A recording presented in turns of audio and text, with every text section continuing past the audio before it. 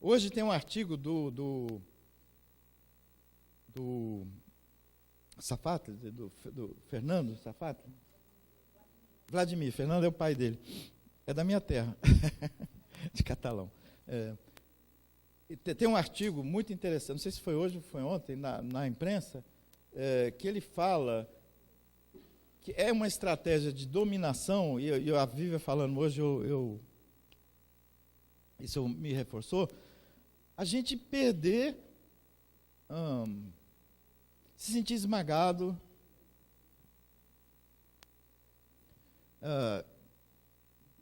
sentir que não há espaço, né? Na Abrasco, agora, a gente inventamos uma frase, com a ajuda da sociologia e da filosofia, que a esperança somos nós e os outros. Né? Era só esperança somos nós. Né? Aí...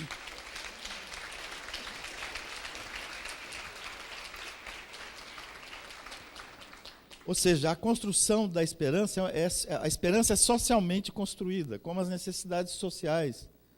Né? Nós não temos um arbítrio absoluto sobre isso, porque há os determinantes, há o mercado, há a economia, há as derrotas, há os impedimentos, há as dificuldades, etc.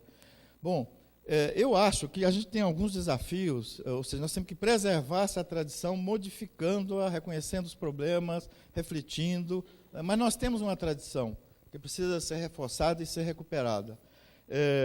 Uma das coisas é o seguinte, acho que a pergunta principal é como é que esses pedaços de sociedade, nós aqui, com toda a pluralidade que nós temos, Ministério Público, que está aqui presente, trabalhadores de saúde, usuários, cientistas, pesquisadores, como é que a gente consegue se comunicar, mais do que se comunicar, se interagir, se integrar com a maioria da sociedade brasileira? A diretriz da interculturalidade é muito importante. Vocês acham que nós vamos construir democracia e SUS, e direito universal, e direito das mulheres, e luta contra o racismo, sem um entendimento profundo com os milhões de evangélicos e evangélicas que tem nesse país? Estou radicalizando. Interculturalidade é isso também. Não é só os bonitinhos, os etc., a gente ficar entre nós. O SUS é um projeto para as populações vulneráveis e de risco, mas é um projeto para a sociedade brasileira, para pelo menos 80% da sociedade brasileira, não só para os grupos mais vulneráveis, mais expostos. Eu fico preocupadíssimo, quanto mais a gente apanha, quanto mais fica difícil, né, esses ativistas, militantes, socialistas, o nome que cada um quiser se dar, humanistas, a gente se afasta da maioria da sociedade, da maioria dos trabalhadores, né, que nos seus pedem o seguro privado, a saúde suplementar. A gente se afasta disso e começa a ter um projeto para o SUS para alguns segmentos da sociedade civil. A nossa política de dependência química, ela é feita para o conjunto dos dependentes químicos. Os moradores de rua dependentes químicos devem ser 3% dos dependentes químicos, são os mais vulneráveis. Temos que cuidar bastante, é simbólico, tem várias razões de fazer isso. Mas 97% das pessoas que têm dificuldade, ou que têm transtorno mental grave, não estão nesse grau de desintegração das redes sociais. E, ao mesmo tempo, tem muita dificuldade. Outra coisa que eu queria comentar com vocês, que me preocupa muito, o SUS é implementado pelo Estado brasileiro, com um grau de influência do governo, do poder executivo, imensa, e do poder legislativo. Que brasileiro confia no Estado brasileiro? Que brasileiro e brasileira... Nós confiamos? Vocês acham que vai dar certo? Só que a Unicamp aqui é público. É Estado também. Estado não é só o Sarney, eles são da elite, eles têm a dominação, eles ocupam a maior parte do lugar, mas, ou seja, mesmo... Então, a luta dos movimentos sociais é uma outra aprendizado que nós tivemos na área da saúde, nunca teve separada da luta institucional, não eleitoral só. Eleitoral a gente está atento o tempo todo, de mudar cada unidade básica, desde a planta, o funcionamento, de mudar a burocratização, de falar de humanização. Nós não desistimos. Ética não é para os outros só, ética, ou seja, essa postura de solidariedade e ética a gente tem que ter o tempo todo. independente do grau de hegemonia, né? Nós não temos que ter tolerância com o desrespeito ao usuário, como não tem que ter tolerância com a corrupção, com o uso do orçamento público para bolsa empresária, para financiar, para refinanciar os setores. Então, esse movimento... Agora, a população está duvidando como nunca do Estado brasileiro. E o mais grave, eu acho que a população brasileira está duvidando de boa parte das lideranças que nos conduziram nos últimos tempos do ponto de vista de direitos humanos, de democracia. 97% dos brasileiros chamam o atual governo de ruim e péssimo. Ou seja, esse conhecimento está socializado. Por que há esse conformismo? Por que há essa dificuldade de convocatória, de mobilização? Porque o SUS está sendo desmontado gradativamente, todo dia. Corta a verba do hospital da Celso Perro, da PUC. Há 4 anos nós não temos reajuste dos salários. Há 4 anos o Hospital das Clínicas, o CAIS, não tem reajuste. O que eles estão fazendo? Cortando os serviços, progressivamente, não repondo as equipes de saúde da família, não reformando os postos. Né? Então, essa pergunta nós precisamos fazer. Como construir um sistema único de saúde que seja um novo Estado? Aí, o Estado comunista e socialista do século XX não nos serve. O stalinismo e seus vários... não nos serve também. Esse Estado aí também não nos serve. Outra coisa que eu queria falar com vocês. Com quem a gente anda? A gente quem, cara pálida? Quem está a favor da democracia, dos direitos humanos, de botar limite no mercado. O sonho nosso do SUS e da Unicamp, da Universidade Pública, da Escola Pública, é criar pedaço de não mercado cercado de capitalismo por todos os lados. Em alguma medida a gente faz. Esse é o nosso sonho. Por isso que eu falei que o SUS é melhor do que o Brasil. Mas é criar um espaço público, de relações públicas, de encontros públicos, de encontros produtivos. A gente fica inventando humanização, Spinoza, Diaba 4, Gramsci, psicanálise, sabe? A gente tem uma abertura, nós, que assusta, né? Quando a gente fala o que a gente faz com antropologia na saúde, os antropólogos olham para nós e falam, selvagens, vocês são selvagens. Estamos usando narrativa em 15 minutos, construir narrativa, em vez de ficar perguntando daquela forma, a gente pega a coisa deles e usa de forma selvagem. Os psicanalistas falam, vocês são tudo selvagens. Vocês ficam pondo isso na estratégia de saúde da família, inconsciente, transferência, bons encontros, não sei o quê. Vocês são tudo doidos. Essa é a ideia, somos tudo doidos, porque a gente quer criar um espaço, que a Vivian descreveu aqui para nós, possível. Mas você já levantou placa para mim, não?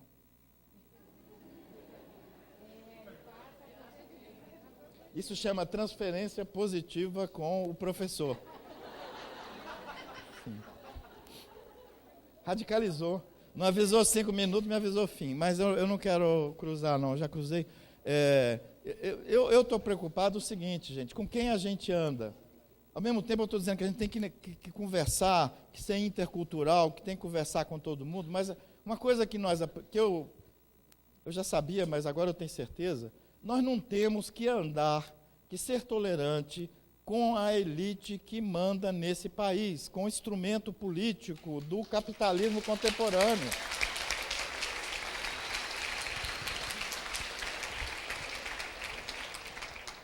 Eu votei como vice-presidente da República 4 vezes nos últimos anos no Temer. Eu votei. Imagino que a maioria de vocês também. Está errado. Centrão, PMDB, são contra, não gosta de mulher, não gosta de afrodescendente, não gosta de índio, quer manter a desigualdade, quer aprofundar a desigualdade, é a favor de trabalho escravo, é a favor de desregulamentar o trabalho doméstico e todos os trabalhos em geral, são a favor de aumentar a exploração, são a favor da repressão, porque se não tem esse processo, é só com paulada, não tem que andar com esse povo. Nós temos que desconstruir esse discurso, nós temos que desconstruir essas relações. Não tem importância perder a votação no Congresso, uma ou outra, óbvio que tem. Mas é melhor perder bem acompanhado. Nós temos que criar governabilidade para as pessoas que foram eleitas de outra forma. Eu tenho perguntado, esse negócio dos evangélicos eu vou parar. Eu falo para os meus alunos assim, vamos fazer uma enquete. A gente está na periferia aí. Na periferia, 40% das pessoas, das famílias, são evangélicas, principalmente os jovens, principalmente mulheres, principalmente negras, afrodescendentes. tão evangélicos. Outro dia, uma aluna que é evangélica me deu uma dura e disse o seguinte: a vida inteligente entre os evangélicos. Eu comparei a biomedicina, a dureza, o imperialismo sanitarista, de chamar todo mundo de alcoólatra, de não apoiar a alegria, com a postura dos evangélicos em relação a isso. Ela falou: o senhor está enganado, professor. A vida... Mas, enfim, a gente faz uma pesquisa lá com os alunos, 80% dos evangélicos são a favor do SUS. São a favor, precisam do SUS, usam o SUS. Né? Então, ao mesmo tempo que a gente tem que ter essa abertura, essa generosidade, aglutinar todo mundo que for a favor de direitos, for a favor de democracia, fazer isso, não apostar tudo em eleição, não apostar tudo em eleição. A nossa luta, gente, é de médio e longo prazo. Não vamos mudar de um dia para o outro. Esse grau de hegemonia, eu comecei dizendo que a gente pode continuar criando coisas, mesmo com esse grau de dominação, de exploração, e o SUS está aí. Nós temos que falar de coisa concreta.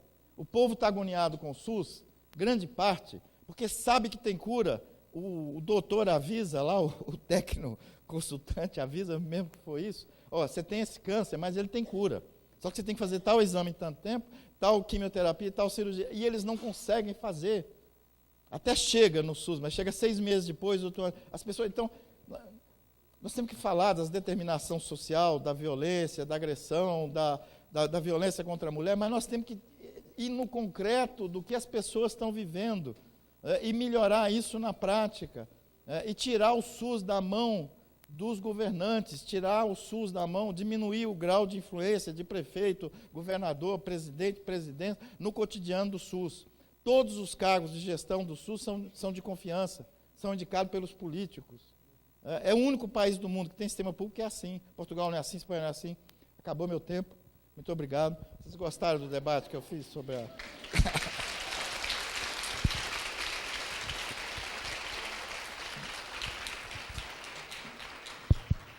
Obrigada, Gastão. Todas as nossas mesas, a nossa intenção era sempre ter alguém, um trabalhador, alguém da academia, da universidade, alguém do movimento social.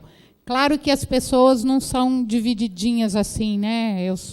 As pessoas são um pouco de cada coisa. Então, a gente trouxe a Isabela pela academia, mas sabendo que ela é movimento, é trabalhadora, é tudo misturado, e a gente vai ouvi-la agora e depois poder também, apesar da dificuldade com o horário, mas nós não podemos impedir que alguém queira falar. Jéssica, um pouquinho. Nós estamos num fórum democrático. Tá? Então, eu vou passar para a Isabela. Obrigada. Eu queria agradecer a todos a presença aqui e agradecer especialmente o convite das pessoas da Bárbara e da Jennifer, que fizeram contato comigo. Jéssica, eu troco os nomes, gente, que fizeram contato comigo. É um prazer enorme estar falando aqui na Unicamp, gente. Eu moro no Rio, mas eu me criei, sou de Londrina, londrinense, mas eu me criei em Campinas, então eu me sinto campineira, caipira, com muito orgulho. No Rio ainda falo porta, acho que mais ainda, né, aquela autoafirmação da gente. Então é muito gostoso voltar para cá, falar aqui, ver essa turma que está aqui em atividade, tanto no ensino quanto na pesquisa, no aprendizado e no trabalho do SUS. Eu queria falar, assim, primeiro, antes de começar o que eu ia falar, eu queria só falar uma coisa sobre as duas falas antes da do Gastão, né, do Stefan e do Signorelli. Eu fiquei aqui sentada, uma sensação assim, que veio um tapa de um lado aqui, um tapa do outro, assim, eu fiquei tipo, a gente fica meio embasbacado. Agora, todos os dois, como o Gastão, fecharam muito firme na fala deles, falas duras sobre a realidade do trabalho médico e como que o profissional de saúde, na verdade, deixou claro, né?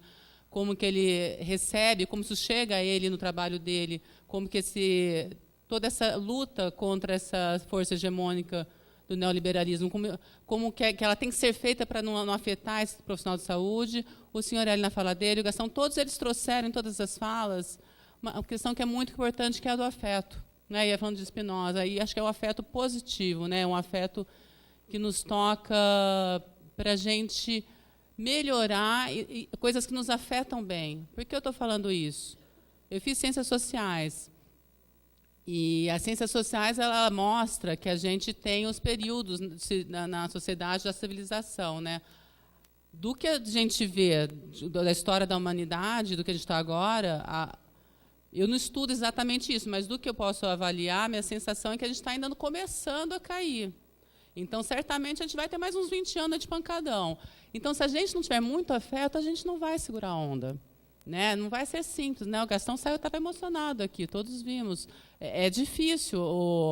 Justamente a geração do Gastão para cima que são os que estão os mais emocionados por enquanto. E tem alguns muitos jovens que estão desistindo de lutar, que não estão também se sentindo, não vê resultado, não vê. Você milita e não vê retorno, continua essa porcaria, Brasil piorando, e vai piorar. Vocês aqui na Unicamp, vocês não estão entendendo, o Estado de São Paulo não está entendendo o que está acontecendo na realidade concreta. O Rio, que começou a crise 2 anos antes do que os outros estados, por conta do petróleo, que a gente depende do petróleo no Rio, não tem indústria no Rio, né? É petróleo. A hora que chegou a crise de 2008, 2010, o Rio já tinha acabado. Estava maquiado para a Copa, para as Olimpíadas, mas já estava acabado. Os meus colegas do estado falavam, não tem R$1. O Rio está fechando tudo. As pessoas andam na rua que nem zumbis. Eu nunca tinha visto isso, entendeu? Assim, a população de rua aumentando exponencialmente. E os serviços fechando, o que não fecha a população não ir na porta, deixa sem ninguém atendendo nos serviços públicos. Risco de todo mês tem risco de fechar as escolas públicas porque não vai ter merenda. Os funcionários todos sem salário. E a UERJ vai ser privatizada muito provavelmente. E é a primeira. Depois disso vai ser a USP, vai ser a Unicamp, vai ser a Unesp. Então, essa luta lá é de vocês aqui também. E se a gente não enfrentar isso, vai ficar muito pior do que está. Então, retomando um pouco a fala do Gastão também, né, uma coisa que a gente aprende, eu não sou trotskista, mas acho que a gente deve aprender isso com ele, com Trotsky, que é a todo tempo, a sociedade, você tem disputa hegemônica e contra-hegemônica. A gente tem isso com os nossos casos amorosos, a gente tem isso na família, para onde vamos viajar, o que vai comer, não é? O tempo inteiro você está disputando ali qual a decisão, qual canal de TV vai ver, para onde vai passear nesse domingo, é o tempo inteiro. O que você não pode é desistir. Se a gente desiste, vai ficar muito pior. Então, a gente tem que enfrentar esse momento com muita resistência, e aí, agora começando minha fala, com muita capacidade propositiva para a gente ter o que a gente quer na mão, embora não consiga ver isso sendo construído agora, na hora que tiver uma brecha, a gente consegue emplacar o que a gente está propondo. Eu estou falando isso porque eu vou resgatar um pouco do que o movimento sanitário brasileiro, né, o que é conhecido como esse movimento da reforma sanitária brasileira fez na década de 70, tinham um projeto no momento que foi possível colocar esse projeto em pauta, e eu acho que, neste momento, agora, nós estamos sem projeto. Por isso eu gostei muito da tua fala também, senhora Elia. Eu acho que, para mim, não há outra saída senão a gente começar a construir projeto. E aí, essa construção de projeto tem que ser necessariamente com o pé na lama. Para a gente falar com o povo, como o Gastão falou, a gente tem que ir para a rua, a gente tem que botar o pé na lama, tem que ir na periferia, tem que ir na base, tem que viver isso. A gente tem que sair do nosso locus tradicional. Não quer dizer que todo mundo tem que entrar em partido, que tem que entrar em alguma entidade, mas procurar com o que você se identifica mais perto de você. Às vezes é um trabalho de bairro, às vezes é alguma coisa no posto de saúde, aí pode ser partido também, pode ser, no meu caso, entidade de militância da saúde. Cada um procure o seu canto, os seus nichos, mais de um, são vários, tem muitos movimentos. O movimento na periferia está crescendo muito. Quem está na periferia está vendo isso. Isso fortalece a gente também. Né, eu, Steph, a gente vai lá na periferia de São Paulo fazer uma coisa, cada vez que você põe o pé na periferia, você sai forte. Então, assim, eu acho que agora falta projeto. E esse projeto não adianta eu ter, você ter, a gente vai ter que construir conjuntamente esse projeto. Né? E aí é uma coisa para fazer em muito mais do que um ano. Antes de entrar, então, nessa conclusão que eu já adiantei, eu queria fazer uma combinação de vocês, de tudo que eu for falar. Eu vou ter como pressuposto uma parte inicial, que é do porquê a gente precisa de um sistema público de saúde. Quando eu dou aula fora da Fiocruz ou fora da UERJ, fora do meu cantinho, né, confortável, com alunos já da saúde pública, ou das sociais, ou de esquerda, todo mundo fala, mas por que tem que ser saúde pública? Quem disse? Né? Aí eu falei, gente, é um dogma. A gente não sabe nem argumentar por que tem que ser saúde pública. São argumentos assim, mas tipo, é óbvio, você não sabe com porquê. Né?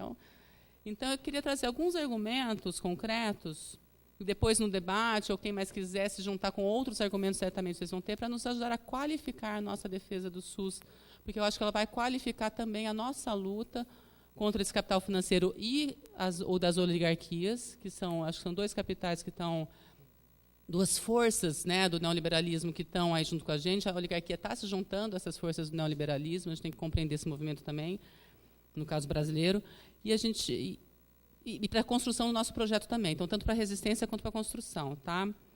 Então, o primeiro argumento que eu acho do porquê que o SUS tem que ser público é por uma questão de valores de solidariedade. Né?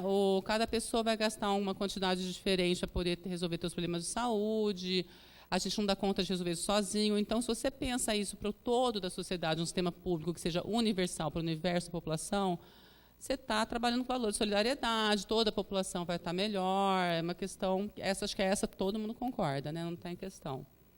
Então, isso faria com que o SUS fosse um direito de cidadania, basta você ser cidadão, você não teria que pagar para ter a saúde. Né? Isso, imagino que ninguém coloque em questão, até a direita ultraliberal concorda que nos países da Europa é super legal ter bons sistemas públicos. Aliás, é um argumento para a gente reforçar com eles. O segundo é que o setor privado ele não é um sistema, gente, ele é um setor, é um segmento composto por empresas que são concorrentes e são independentes entre si. O meu principal objeto de pesquisa é a relação público-privado. Eu nunca, em nenhum momento, eu vi essas empresas organizadas e articuladas, a não ser que fosse para definir uma política pública a favor delas. Nos outros casos, elas concorrem, sim, são fragmentadas, esta é a natureza, eles estão em busca de lucro, cada um do seu lucro. Então, não há como eles se constituir como um sistema. Né? É essa a natureza. E tudo bem, eles se propõem como setor privado, quer dizer, tudo bem, não para mim que sou comunista, mas para a sociedade capitalista é o que está no jogo.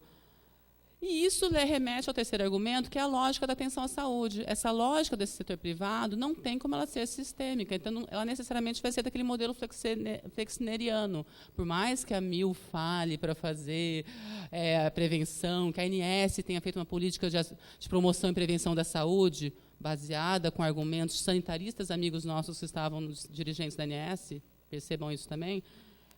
Isso, no fundo, reforçou uma imagem bonitinha das empresas de plano de saúde, mas que nunca vai as transformar num sistema. Eles não têm um território, não tem como pensar a população como um todo. São os serviços, aquilo que o Zé falou, serviços específicos, uma cestinha, uma prateleira, que nem shampoo na farmácia, para as pessoas. São pessoas vistas independentemente de si, não tem uma pessoa olhando a pessoa como um todo, né? Não tem um profissional de saúde que vai pensar a pessoa como um todo. Então, essa coisa fragmentada que a gente já sabe o que é. O SUS, embora a gente reclame que ainda está muito permeado pelo modelo flexneriano, né, dessa atenção fragmentada e curativa, ele tem um projeto para deixar de ser, para ter uma lógica baseada na atenção primária de saúde integral, compreensiva, que resolva todos os problemas, que encaminhe, pegue de volta o indivíduo para o lugar da onde ele foi no primeiro momento, mais perto da sua residência ou do seu trabalho, que seja. É uma outra lógica que a gente pode tentar continuar investindo para melhorar e implantar. O quarto argumento tem que ser público para viabilizar a organização e gestão do sistema. Como você pensar um sistema desse tamanho se você não tiver uma coisa única pública? Quem que vai fazer a gestão disso? Quem aqui trabalha na gestão sabe a dificuldade que é fazer a gestão. E não tem manual, não tem passo a passo.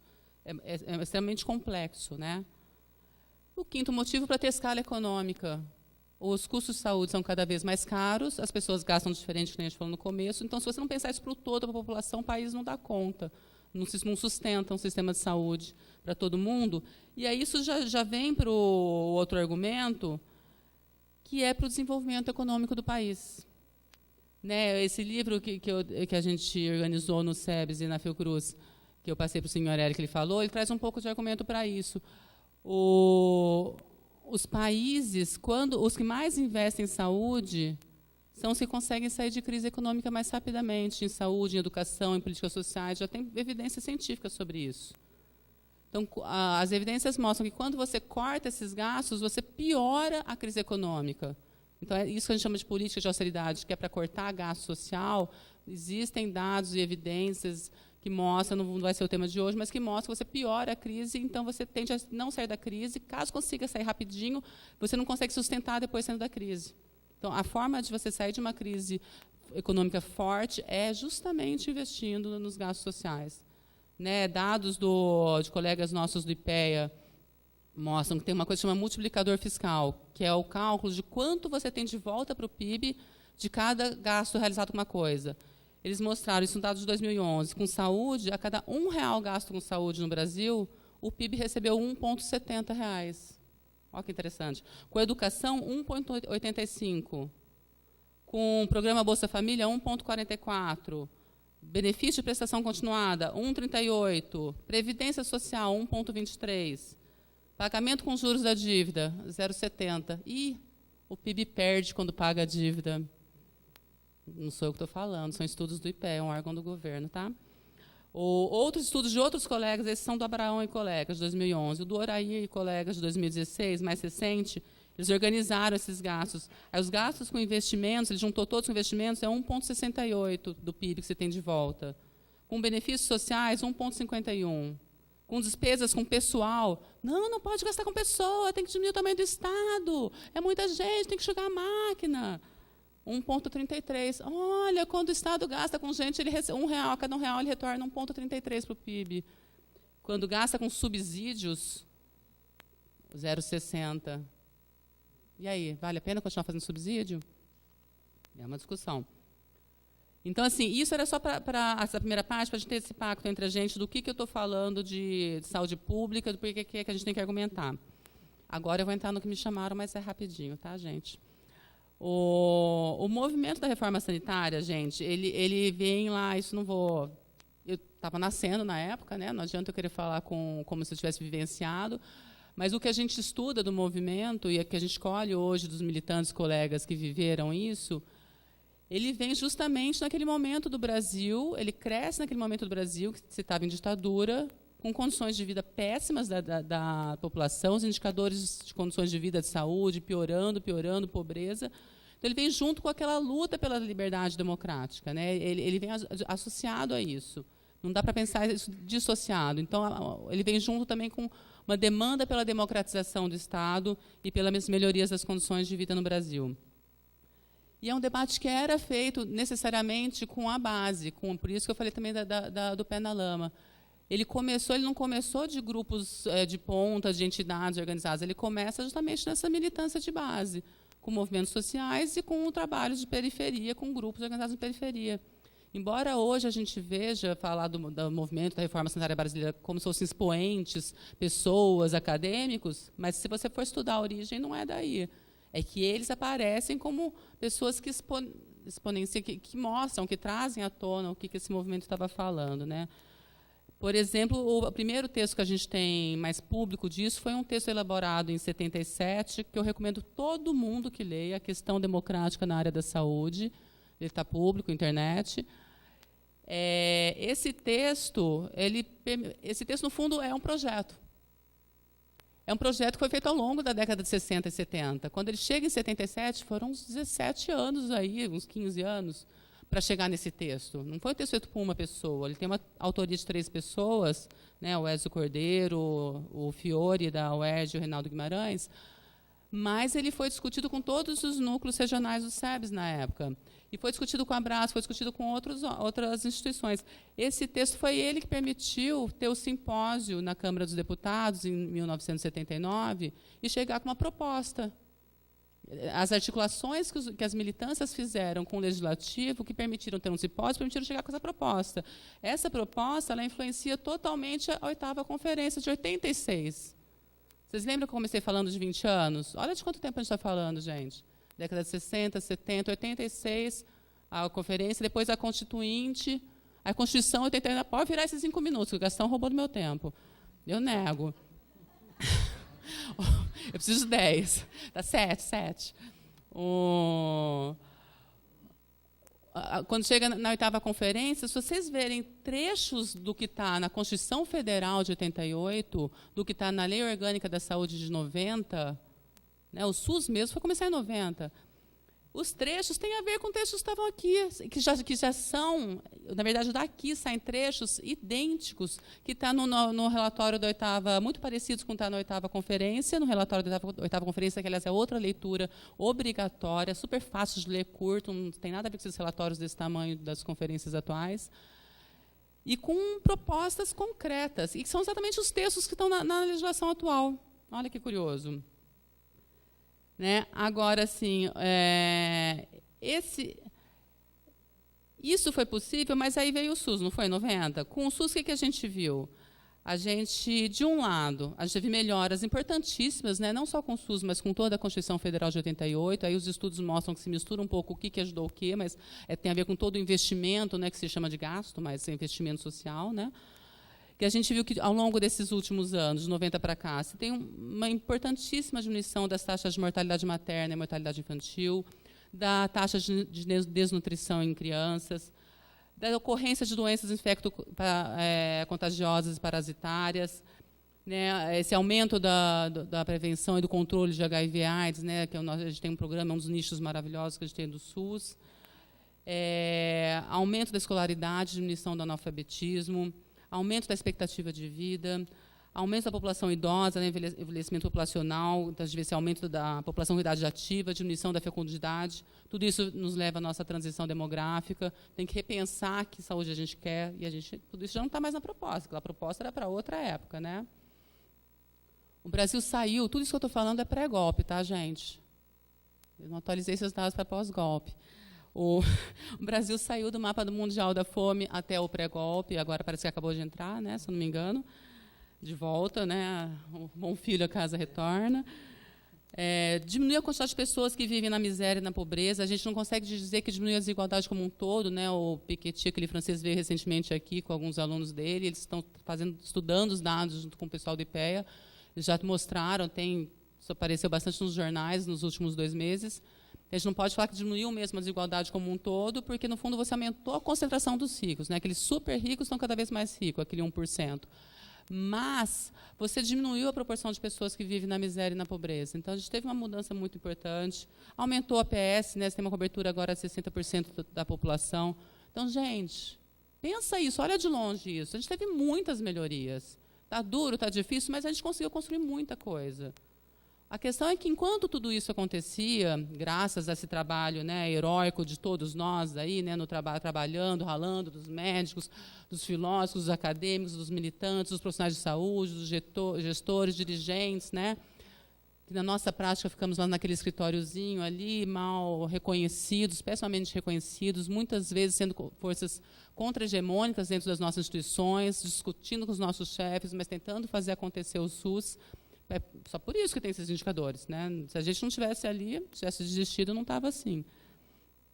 Ao mesmo tempo, teve uma série que a gente pode chamar de ataques ao que é o SUS.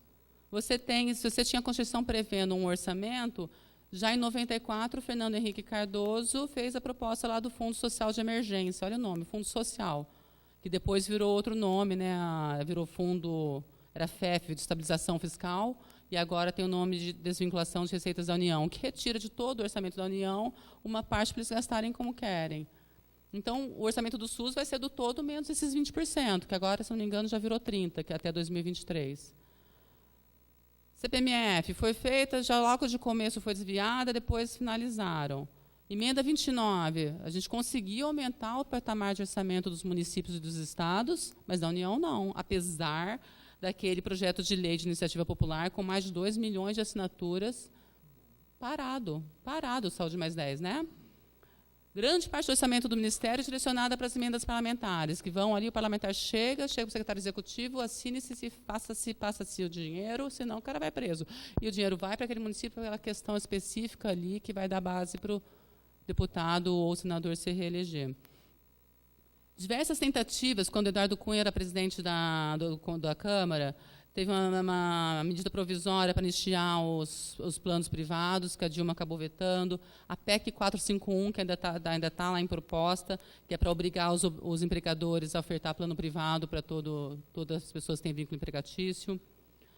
A gente teve pedidos de CPI para plano privado negado, isso em 2015. Ainda em 2015 vem a lei da abertura do capital estrangeiro. Isso não é pouca coisa, gente, porque agora o capital privado nacional passa a ter que competir com o capital estrangeiro quando não se alia a ele. A gente vê alguns empresários brasileiros discutindo já isso, quanto estão perdendo, já perdendo nossa capacidade nacional até de formar empresa. E aí, em agosto de 2015, a gente tem a Agenda Brasil e, logo em seguida, uma ponte para o futuro. O que a gente está vendo sendo implementado? Isso é um projeto, gente. Em 2015, eles tinham um projeto. O que a gente está vendo em 2017, e vai ver dos próximos anos, estava escrito em projeto. Vocês lembram que estava lá, acabar com tudo que é reserva natural para poder permitir investimento, bababá. Eles tinham tudo isso. Era acabar com o SUS, acabar com tudo. Estava escrito. Ele tem um projeto para mais que 20 anos, na verdade. A gente tem que escrever o nosso. Cadê o nosso projeto da saúde? No que a gente concorda, no que a gente discorda, como que a gente aprimora o que a gente concorda e aprofunda no que é possível ter consenso, como qualifica os dissensos para parar de brigar a esquerda entre si. Isso a gente tem que começar a fazer para ontem.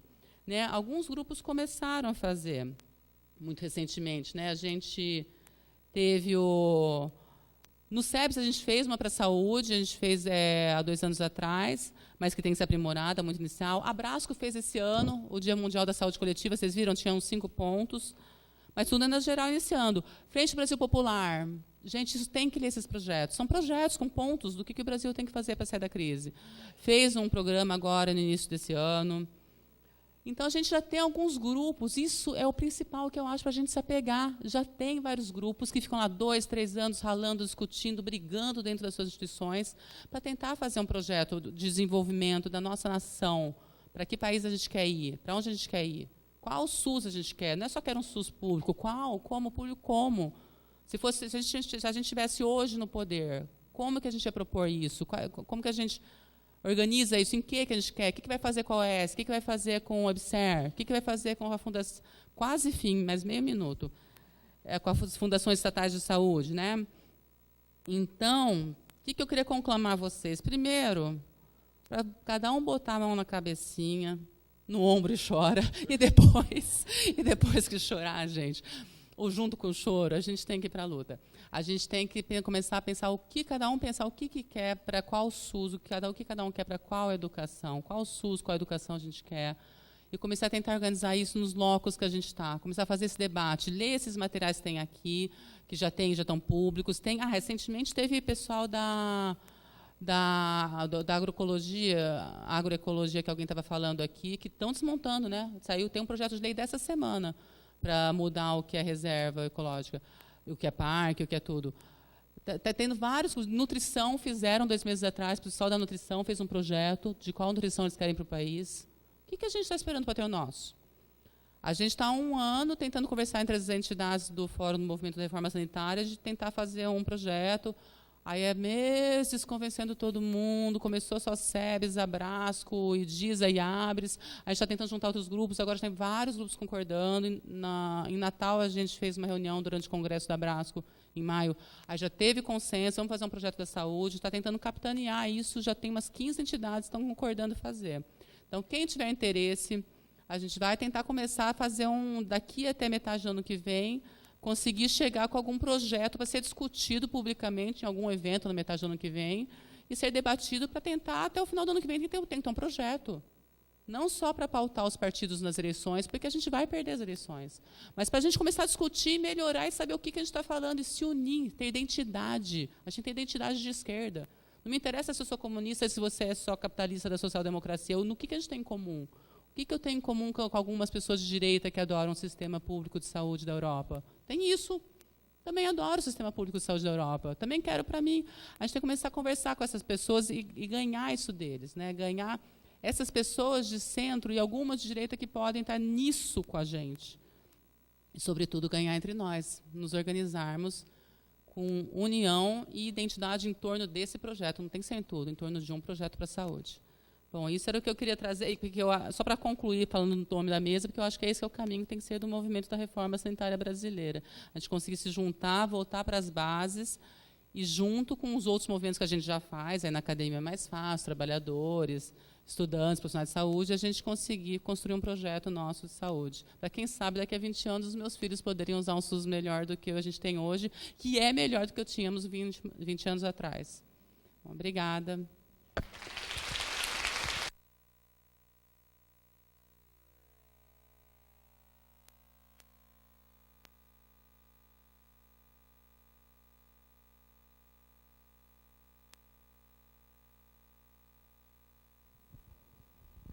Obrigada, Isabela. Então, a gente está super apertadinho de tempo, mas a gente vai ver se, dos ouvintes, né, das pessoas presentes, a gente vai poder abrir para 3 pessoas com 3 minutos. Né? Então, se alguém ou tiver uma questão ou gostaria de completar ou discordar ou fazer algum comentário. Então, a gente já tem 2 aqui, mais um. Já deu. Infelizmente, vamos parar, porque para a gente tentar... acho que o atraso é super normal, esperado. A gente queria só dar mais um recadinho. Nós temos o pessoal da Economia Solidária, que estão aí com as suas barracas, que é para que a gente possa almoçar juntos, né, estar por aqui, e nós vamos ter apresentações culturais durante o horário do almoço. Então, a gente pede para que as pessoas fiquem por aqui e vamos retomar 2h15. E todo mundo recebeu na pasta uma folha. A gente gostaria, para a roda da tarde, se vocês puderem responder, vai nos ajudar a fazer a roda da tarde. Qual o seu desejo para a nossa sociedade, né, para hoje, para uma sociedade saudável nesse sentido. Então, nós vamos abrir,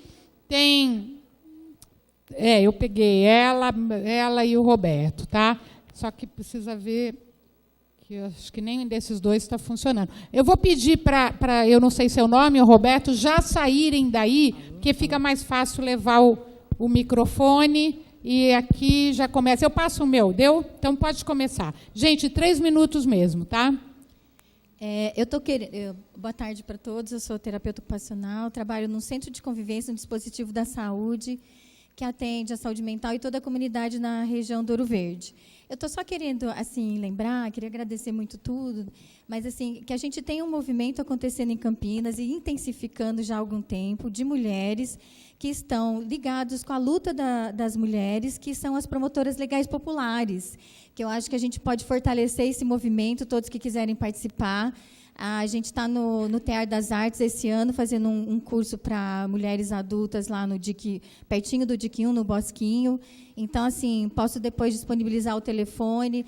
Eu acho que esse movimento a gente devia se aproximar, é um movimento que fortalece e empodera as mulheres, pensando em tudo que foi dito essa manhã todinha, tá bom? É isso.